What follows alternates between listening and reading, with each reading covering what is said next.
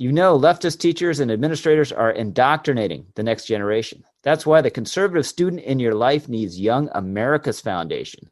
Students ages 13 and older can apply for YAF's individual membership program and connect with like-minded students, learn from leaders of the conservative movement, gain skills and materials to advance their ideas, and much, much more. Apply today at www.yaf.org and receive a free membership pack. Again, that's www.yaf.org. Please check it out.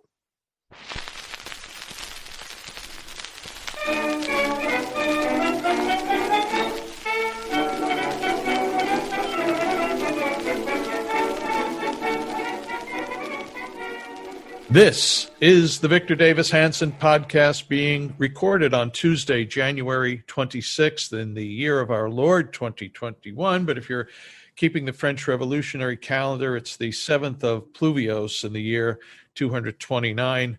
Victor, I think if Antifa gets its way soon enough, this will be the year 0. Today we will talk with Victor, the Martin and Ely Anderson Senior Fellow at the Hoover Institution, about reprogramming, which is the primo desire of many on the left. We'll return to the 1776 Commission report, which is being lambasted by the left. We'll also talk about Joe Biden's executive order that has kiboshed high school women's sports, maybe college women's sports too, by the time a year or two rolls around. We'll also talk about Governor Gavin Newsom's newfound desire to loosen lockdowns. I wonder what made that happen. The Victor Davis Hanson podcast is produced by the inestimable Sarah Schutte, co-hosted by me, Jack Fowler, and this week is sponsored by our friends at the Bradley Foundation. Hey, Victor, you've heard of the Bradley Foundation, haven't you? Yes, I have. Oh, that's good. You probably know about this then. Let me tell our listeners before we get into some of the meaty subjects of today.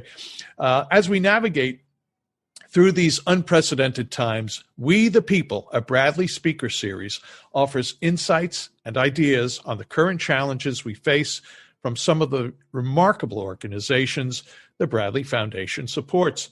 Visit Bradley, that's BRADLEY, FDN, bradleyfdn.org/liberty to watch the first episode of the 2021 season, and it features Kay Coles James, the president of the Heritage Foundation.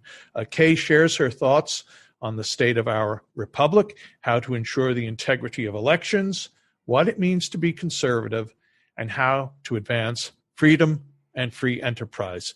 The show went up today. I watched it. I love Kay. I've known her for 33 years. She's a true happy warrior, and she has some great insights to share. So I want to recommend that folks not only watch the new episode for 2021, but also go back and catch some of the 2020 episodes of the We the People series. There's a guy named Victor Davis Hanson who actually is on one of them. Hey, so how do you listen to all this? How do you watch it? Go to Bradley, BRADLEY, FDN.org/liberty to watch the video.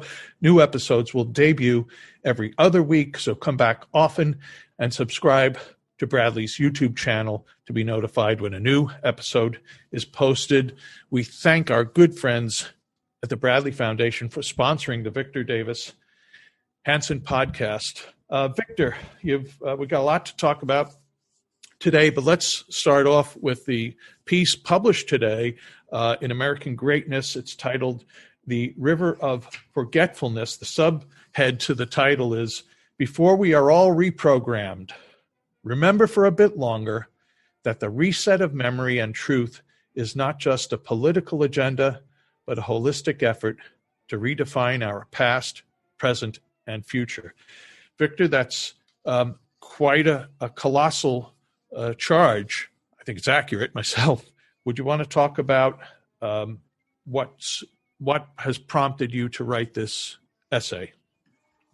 Yeah, it seemed that we went into we're going to talk about that a little later, maybe a year 0 function with either you could title year 0 November 3rd when Joe Biden was elected, or the 20th of January 2021 when he was inaugurated, but all of a sudden everything changed. And we know what those changes were. All of a sudden, we had a vaccination right after the election. We were supposed to have one before, and then Pfizer on late October. We talked about that. And now I'm in California. All of a sudden, we have more deaths today than we did, about 5,000 more deaths yesterday, I should say, than we did on December 7th when we were told we had to lock down. Wow. But now Governor Newsom, is facing a recall election. And of course, we want to get California, the fifth largest economy in the world, back on the contributing to the Biden recovery rather than the Trump recession. But in general, everybody deplored the Capitol takeover. But what we didn't deplore was the 90 days prior, where we saw over 40 people killed, 700 police officers injured, 2 or 3 or maybe more $1 billion of property, businesses ruined. And it wasn't just that we didn't deplore them, but people egged them on. So we have this trial now of Donald Trump coming up in the Senate, that we're going to take the impeachment writ or indictment, and we're going to try him on it after he's not even president. He's a private citizen. There won't be, as the Constitution mandates, a chief justice, because he says, he has to be presiding over the trial of the president, and there is no president, Donald Trump, anymore. But my point is, who are we going to get? Well, maybe a good Senate manager for that trial would be Chuck Schumer, because we're going to try Trump on inciting a riot, basically. And he got out in front of the Supreme Court judge, remember, this summer, Justice, the chambers, while they were in session, and said, Kavanaugh, Gorsuch, we're coming from you. You're not going to know what hit you. You're going to reap the whirlwind. He did it not by himself, but to an angry crowd of protesters. They're lucky they had the door closed. Or maybe we can have one of the impeachers from the House, one of the managers, to be Maxine Waters, that told everybody, get in everybody's face and don't let them relax. Or we could have it Nancy Pelosi, as speaker, come up when she said she didn't understand why there weren't more riots all the time. Or we could have the vice president convene, Kamala Harris. She said the demonstrations are going to continue, and they should continue. And then she bailed out people arrested of street violence. But all of that is forgotten, and that's the point that I was making, that we're just not supposed to forget anything. If you and I if we were to say, we never have, this election was fraudulent, and Donald Trump is president, or we could say that Joe Biden is illegitimate, we would be banned probably, okay? Right. But that's exactly what Hillary Clinton said. She said, Donald Trump is not a legitimate president. And she went further and said, Joe Biden should never concede to him. And our hallowed senior statesman, Jimmy Carter, said, Donald Trump is not a legitimate president. Jim Clyburn said he's not a legitimate president. And they said that, and people who are now calling for canceling out anybody who would dare to say that about Biden said it in connection with the Russian hoax for 2 years. So excuse me if I'm not impressed with these people's charges about, convicting a person who's not even president, but I've heard them before. And so they expect all of us just to have our memory banks cleansed or washed out, and we're start again on year one, and we're going to supposedly have these disinterested, fine, upstanding people who cover the media that covers the news in a disinterested fashion, and the government without, a Jim Clapper or a James Comey or a John Brennan. I just don't think that's going to happen. I don't think they're going to suffer from mass amnesia. Yeah, well, would you, as you do in the article, in the essay, you bring up, it's titled The River of Forgetfulness, and as you often do, you go back to Greek mythology and find very apt analogies from ancient times to our current politics and culture. Would you talk about what is the River of Forgetfulness? Well, it's in the underworld, the River of Lethe, Lethe. It's from a verb in Greek, lanthano, to forget or to miss somebody. It actually comes from a primitive verb to mean miss the mark. But anyway, the point is that if you happen to believe, and Plato took that mythology, of course, and he believed in transmigration of souls. So you went down to the underworld and you dipped your body in the river of forgetfulness, your ghost or your essence, and then you could be reprogrammed back into the real world without memory of who you were. That's a philosophical addition to the myth, but there is some sense that the souls, when they get to the underworld, they're allowed to be reprogrammed. And that's what we're being, I use that word reprogramming because remember Eugene Robinson, the Washington Post columnist, said that we all, Republicans and mostly white people, he said all needed to be reprogrammed. And Max Boot wants to deplatform, I think, Fox News and Newsmax. And Don Lemon said we're all associated or synonymous or indistinguishable from the KKK and white supremacists. I've never seen anything like it. We had the Secretary of Defense, Mr. Austin, who was just confirmed, and he said we have to be careful about enemies abroad, but we've got enemies within. And I thought to myself, is he going to hold up a paper and say, I have the names of 205 white supremacists in the Pentagon, like Joe McCarthy did with the State Department? And I wondered, so what were the two most shocking examples of violence, since we're now going to look within the military to see who has been killing whom? Well, there was the Fort Hood killer. He killed 13 of his fellow soldiers at Fort Hood. He was Major Hassan. Remember him? Right. He was a radical Islamicist. Did we hear anything from the military about that? No, we heard from the chairman of the Joint Chiefs, General Casey. It would be a tragedy if this shooting endangered our diversity program. That's what we heard. Yes. Did we hear anything about Army reservist and black nationalist racist Mika Johnson? He was the guy that, remember, got the crack marksman, learned his skills in the military, and he shot, 12 Dallas police officers and killed 5 of them. Right. And did anybody have any knowledge who he was? So this is really getting scary, this idea we're going to go down name by name and see if we can find you on Twitter or Facebook or on YouTube and put you on some kind of list. Yeah. And this is all going to make us, safer? It's got a bad pedigree. And the people on the left, I guess if it paid better, they'd be fascists because they're capable of it.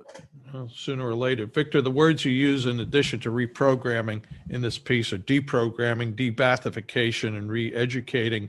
Let me just read one quick paragraph here, and for any final thoughts. And you write, so we are at the beginning of a great reprogramming of America. The construction of Trump and all of his supporters as abettors, terrorists, seditionists, and traitors is certainly proving useful. After the Capitol conundrum, we have seen over the past 2 weeks a coordinated and synchronized effort by Amazon, Twitter, and Google to destroy Parler, a small conservative-friendly rival to their social media and internet monopolies. Most of such humanitarian taking care of business will follow, all as a preemption for the most left-wing agenda in a half century now rolling out. I thought Joe Biden was a moderate. Anyway, Victor, any final thoughts on the reprogramming of America? Well, I mean, there's two ways of looking at it, and they're not antithetical. One is this is the natural evolution of the progressive movement, and these people are not Democrats or civil libertarians. They're totalitarian, and so they're in power now, and they want to hound their enemies and get more power and get a monopoly on power, just like they have a monopoly on communications, just like they have a monopoly on Hollywood movies, just like they have a monopoly on PBS or NPR. But it's also, in a more concrete fashion, a preemptory effort to disarm the opposition while they do what they're doing right now. And what they're doing right now with these executive orders is about the most radical we've seen, I think, since about 1965 and the Great Society. Basically, we have no enforcement of immigration anymore. We've canceled pipelines. We put 11,000 people out of work in one day, I think we did. And we've got a lot coming down, from abortion to euthanasia to a new voting law, probably. And this is just the president. wait until the Congress gets going and gets done with its impeachment trial.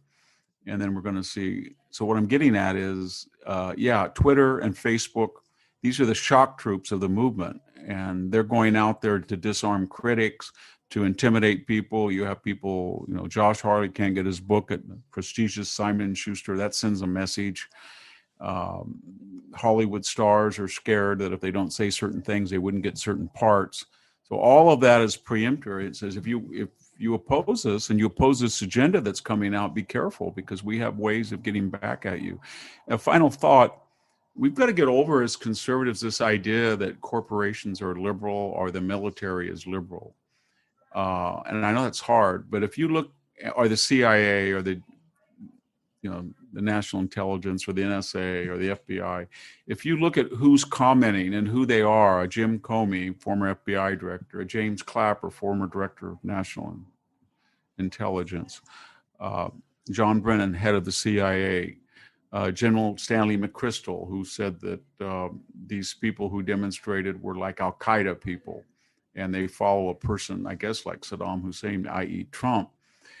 And you look at what CEOs are saying and what Wall Street's saying and what Silicon Valley is, that people that have all of the power and all of the money and the most concrete definition of those terms are on the left.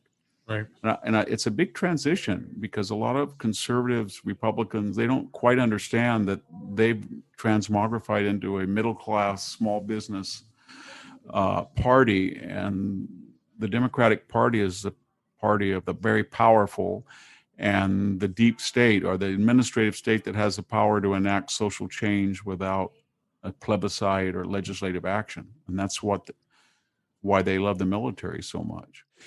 Victor, do you think the typical American who still has a very high opinion of the military would be shocked if they saw the curriculum of our at West Point and the Naval Academy and the Air Force Academy? Yes, they would. They'd be very shocked, because they're therapeutic courses. They're not courses that are designed to have a midshipman or a young second lieutenant out of West Point be able to be analytical, to have a knowledge of military history and tactics, to have a facility with written and oral communications, all the things you need from an officer corps. And it's a therapeutic idea. And you can keep doing this because there's a lot of rot, as we say, in the society, but at some point it starts to backfire. And I can tell you that in a society that can't even vaccinate its own people, right, one of the reasons is you've got a lot of people in the state and local federal bureaucracies who can't read, they can't write, they can't think, and it's because they were never educated. They went through this therapeutic curriculum, and it was sort of, how do you feel, and who's nice and who's bad, and who in history do you hate, and who's good, and what color are you, and what percentage of this, and that stuff. And it doesn't lead to any competitive advantage for the individual or the collective society in general. And so, but in the military, there's a sea change. I think if you ask 10 conservatives now and they said, hey, there's a guy in the Congress, let's just pick any liberal senator, let's say Dianne Feinstein. She's got a bill that says if you're a general and you go into the military, you can't serve on a corporate board for 5 years. Or if you go into the CIA, you cannot appear on television and still keep your security clearance. What do you think most conservatives would say now? Don't dare do that and hamstring the military? I don't think so. Yeah. I say that's a good idea. We have Stanley McChrystal, when he talks about using his former rank and prestige, he doesn't tell the people when he makes this charge that Trump supporters are like Al-Qaeda radical. He should say, and I should know because I transformed my military training into a multi-million-dollar corporate security consulting firm, and I had a big contract this summer with the Democratic Party how to message more effectively about the vaccination and how they should say in counter to the official policy. And I am a corporate security consultant. And he doesn't say that. And I won't mention a lot of other people because I have respect for them. I know them, but Yeah. I don't think that people should revolve out of the Pentagon and then go into defense contractor boards. And the conservatives always gave the military the benefit of the doubt. Right. You want an exemption, Mr. Austin? You got it. To be secretary, Jim Mattis, you got it. You guys want to go on corporate boards? You got it. I don't think that's going to happen. Not because of petty politics, but because I think conservatives are starting to see something that people who are in the highest ranks are part of a beltway establishment, a therapeutic, progressive establishment that looks at the military as the most efficient way, i.e., undemocratic way to enact social change, whether it's transgenderism or women in combat, whatever controversial issue there is. They can do that by calling up a couple of favorable senators and saying, we want this on our budget, we want that, and then just doing it without a vote of anything. Right. And they've done that.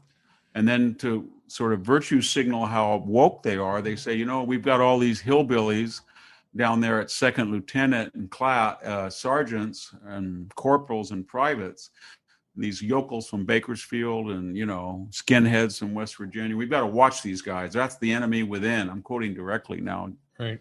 And I would say to them, then produce the names and show me where the violence has been. And let's make sure this isn't a class thing too. Right. I think there's a lot of class interest there.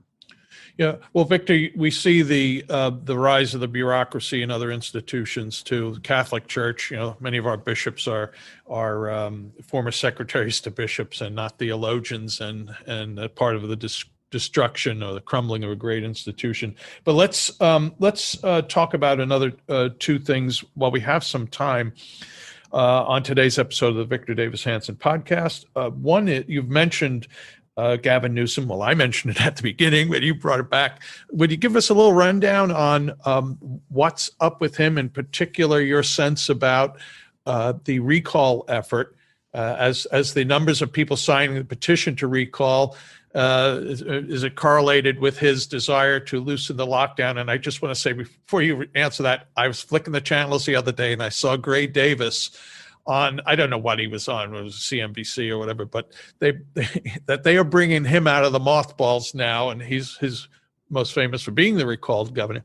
Leads me to believe that there's really something afoot here. I think there's three things that are fueling this recall. One is that Gavin Newsom is an inept politician, and he's deaf to public criticism, and he's blind to public appearances. And by that I mean he gets up and he grandstands and he talks down to people as a very wealthy San Francisco socialite who's had a lot of problems, by the way, in paying on time the taxes on his two big mansions. And it's not clear that he ever really made a lot of money himself. He was sort of a ward of a lot of wealthy families that invested in him for political dividends to come. But my point is that I'll give you a couple examples. We've got to shut down these schools. They're spreaders. He meant public schools for inner city kids in Fresno or Bakersfield or Tulare or LA. He didn't mean private schools where his kids go. Right. He said that we've got to shut down these wine tasting rooms. They're super spreader places. He didn't mean his place. He said you got to socially distance. You just can't go out to a restaurant with your friend. But he didn't mean that would apply to him at the most expensive restaurant in California, the French Laundry, when he was caught without a mask, violating his own lockdown with whom? Corporate lobbyists that have contracts with the state. So there's that hypocrisy, and people are angry about that. Then it's this idea that he can't explain the logic, and he won't explain because he won't release his data, what makes us get up on any given day and say we're locked down or we're not locked down. So I got up this morning and I said, wow, we were no longer locked down. Yesterday they stopped the lockdown. And what did I do? I went to the bank. I went and got my dry cleaning that had been there for 2 months. And I went to a store. And then I looked at how many people were infected today. there were 26,000 people. So I thought, wow, when did this start? It started on December 6th and 7th. I went back at the little chart, and how many people were infected then? 21,000.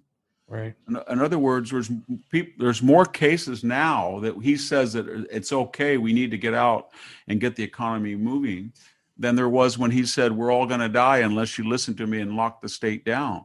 And all I can deduce from that are two reasonable suppositions. Number one, when Gavin Newsom is not facing a serious recall, then he does what he wants. When he is, he wants to get everybody back to work. And two, when Donald Trump is still president, it looks good to say that the fifth largest economy is in recession as part of the Trump recession. And when Joe Biden is president, it's part of the Joe Biden recovery to get this huge economy back in the game. But the common denominator but of all of that is that he doesn't really care. He doesn't look at scientific data. It's completely political. And so that's why people are angry at him. There's one other larger, more existential reason, and that is people are leaving California. We have 13.5% income tax. When you add all the sales taxes up local onto the state rate, it's about 11 to 12%. And we have the highest gas taxes in the country. We have among the highest property taxes, not because of the rate necessarily, but because of the huge assessed evaluations. And then when you look what we get in return, we have about 48th, I think, in infrastructure ratings from Forbes. And when you look at schools, we're about 45th in school test scores at 8th grade and high school. When you look at the number of people vaccinated per 100,000, we're 49th in the nation. When you look at the number of people who were not born in the United States, we're up to 27%.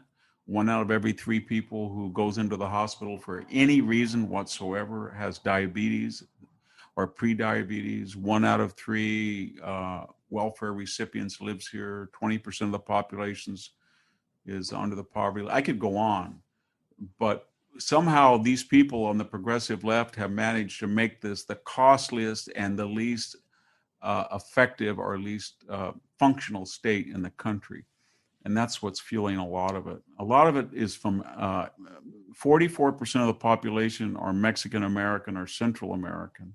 Right. And a lot of their anger at a fellow Democrat is explained that they had small businesses and their kids are in public school and they can't work if they have to be home with kids. And they are willing, they don't have a life if they destroy their canteen, right, or their shoe store or their labor contracting business or whatever it is. And so they're willing to take a little bit greater risk than somebody on Zoom. Yeah. There are many jobs you can't Zoom to, and yes, they get no love from some of our leading elites. Victor, let's also now bring up, go back to Joe Biden and his executive orders. Talked at the beginning of the podcast that we would discuss this transgenderism. Let me just read very quickly here from the Wall Street Journal the other day. Abigail Schreier wrote a terrific piece, I think. I don't know if you saw it or not. It's called Joe Biden's First Day Began the End of Girls' Sports. Very quickly here. Last week, quote, President Biden delivered a body blow to the rights of women and girls. The executive order on preventing and combating discrimination on the basis of gender identity or sexual orientation. That's the name of the executive order. On day one, Mr. Biden placed all girls' sports and women's safe spaces in the crosshairs of the administrative state. Two things, Victor. One is your thoughts on what Biden did and what that means culturally for America. And the second thing, and this is an axe I'm grinding amongst my friends on the right, to me, this is a major cultural issue, such like transgenderism and sex change, which is running rampant even in our elementary schools. But it seems to be an issue that many writers just don't want to write about or talk about. They believe that politics is downstream from culture, but they don't want to talk about a major cultural issue like this. Too busy writing for the 170th time about how lousy Donald Trump was. So anyway, Biden's executive order, thoughts on it and on the rights addressing this issue. There's two reasons. One is, although the people in the so-called transgender community are about 0.5% at most, they are the most vocal, the most organized, the most well-funded of many pressure groups. So if anybody wants to write about this in any way other than sympathetic to their particular agenda, they're going to be targeted. So they've been very successful in creating deterrence. Don't you dare write about transgender or say one word about it, or you're a homophobe, racist, you name it. That's number one. Number two is, this is a phenomenon that the left champions, this idea of three genders. And so it's an in-house argument, because they're also the promoters. They feel that they are the women liberationists. It was only because of the left did we get equity in sports, et cetera, affirmative action for women. And now all of a sudden, there's some contradictions here, because if you're a young woman and you train very hard, and you can say that the liberal project gave you equal opportunity to, you can compete anywhere you are, all of a sudden somebody's going to say, if you're a great baseball player and you want to go into a boys team, go ahead. You can go into the boys little league. And all of a sudden somebody says, well, I'm a boy, and maybe I was a girl, now I'm a boy, maybe I don't know what I am, but I have decided now that I'm a girl and I'm going to compete. And so you see, what I'm getting at is, it's very hard for the left to take one interest group against another interest group. But they do know that the transgendered movement has a potential for greater exposure or liability than the feminist group. Now, if you just take all of that practicality away and just ask yourself, what's the real issue? The real issue is we pretty much destroyed women's sports as we know it. So we're telling hundreds of thousands, if not millions, of young girls throughout the United States, if you want to run track, if you want to throw the shot put, if you want to wrestle, if you want to do whatever you want to do, if there is somebody who was born with a larger male frame and for much of his life had male hormones and physiology, and that person transgenders, even with estrogen, they're going to have an innate advantage. And that innate advantage, data shows, means that you're not going to be able to overcome it. It's just not going to happen, whether you're a tennis player or a golfer or what. They're going to have an innate advantage. And that also says to the other transgender person, if you transgender, you are going to find your athletic prowess more easily recognized and rewarded than you may in your prior gender. And I'm being cynical now, but not entirely. Right. And so that's where we are. So it's a infight on the left, although it affects all Americans. We're waiting for C.K. Rowland, the novelist. We're waiting for brave feminist figures, authors, political activists, you name it, entertainment industry, and they say, you know what? This is impinging on what it is to be a liberated woman. It really is. And we resent it. And we can't compete in particular areas if we're going to redefine sexuality in a way that gives us innate advantages, as if the playing field is level when it's not. Right. And I don't think we're going to see, I think that's why conservatives, I think their attitude is, I'm not going to get in this fight. It's a lose-lose situation for me. I regret it. I loathe the idea that young women are not going to get a fair chance, but these guys have taken over the culture. They make the rules, and now they're fighting with each other, and I'll just see who wins. Yeah, well, redefining gender is something I think catastrophic. It's we're bouncing it off of girls' sports, of course, but it just has much wider implications. Well, Victor, we just have a couple of minutes left, 3 or 4 minutes left. The last episode of this podcast, we did talk about the 1776 Commission report. It has come in it did come in at the time it was released, but has subsequent come in for more attacks from the left. Would you do us a favor and again, or critique some of the responses to it, and drive home, if you don't mind, the point of the commission, which was not only to create a report, which it did in a very practical way, given the amount of time it had between the commission getting together and Joe Biden's first day as president, and the assumption that on day one he was going to kill the commission. But there were some other important tasks for the commission to carry out had it been allowed to carry on. Yeah, I think everybody should realize that the commission was not designed to be a bunch of scholars. And so it had people who were former elected officials, it had lawyers, it had writers, it had people with PhDs, it had people without PhDs, it had people without, and it was attempting to write it not in legalese or academese, but in a broad, accessible prose that teachers and students could access. And so the point was, we're going to show, given the evidence, as much as we can, we only had 3 weeks, we're going to show the evidence confirms that this country broke away from England in 1776 on the basis that people were created equal and not given preference by birth or whatever particular criterion they were most concerned with at the time. And then they created a constitution they signed into law in 1787. And in those two documents, it really transmogrified the world. There had been never had been documents like that were meritocratic and made people equal. But more importantly, we said that people are human, they're not gods. So they had to live up to those ideals. And some people, of course, didn't want to do it, the slave owners in particular, or males in general. So, but what we were getting at is, because you have that unique blueprint, the story of the United States was always trying to match deed with word. And Frederick Douglass or Martin Luther King always said that. They never said this is a flawed constitution or we hate the Declaration. They said it's incumbent upon, you, George Wallace, to live up to what the Constitution you live on.